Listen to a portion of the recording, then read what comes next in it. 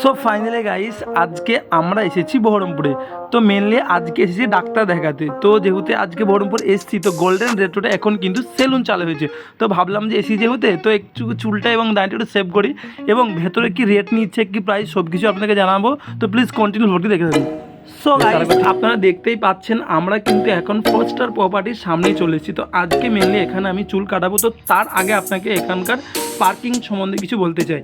এখানে আপনি আসলে আপনার 4 চাকা থেকে শুরু করে 2 চাকার কোনো অসুবিধা নেই, পার্কিং নিয়ে প্রচুর বড় স্থান এবং সবার জন্য পার্কিং চার্জ ফ্রি। আপনারা দেখতেই পাচ্ছেন আমি কিন্তু এখন 4 স্টার প্রপার্টি একদম গোল্ডেন রেট্রোটের সামনে চলে এসেছি। তো বেসিক্যালি আজকে আমি রুম নিয়ে তেমন কিছু বলবো না, কারণ আমরা এসেছি আজকে জাস্ট চুল কাটাতে।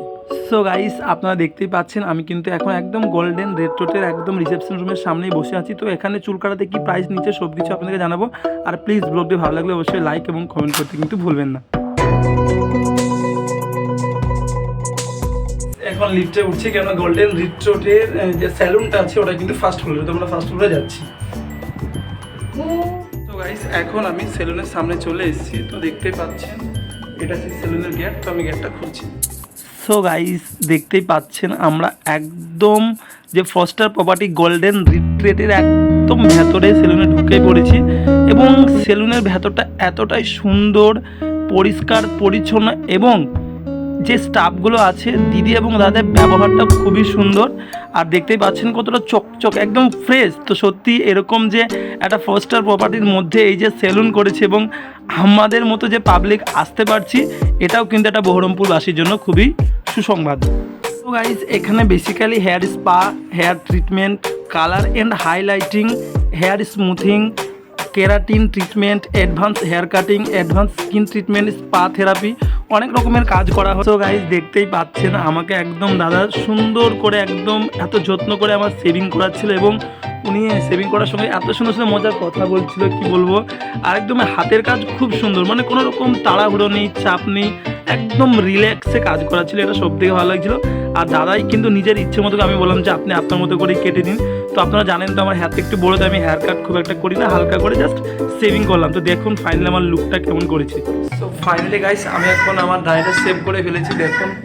আর দাদার হাতের কাজ তো খুব সুন্দর, আর বিশেষ করে এখানকার যারা আছেন ম্যাম খুব সুন্দর ব্যবহার, মানে সেটা বলে বোঝানো যাবে না।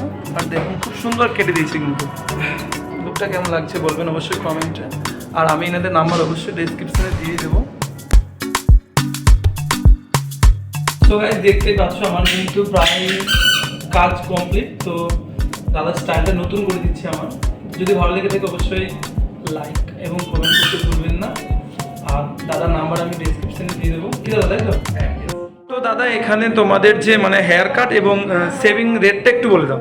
আমাদের সেভিং হলো 169 আর হেয়ার কাট হলো 250। তো ম্যাম আপনাদের এখানকার ঠিকানাটা একবার আমাদের দর্শককে বলে দিন।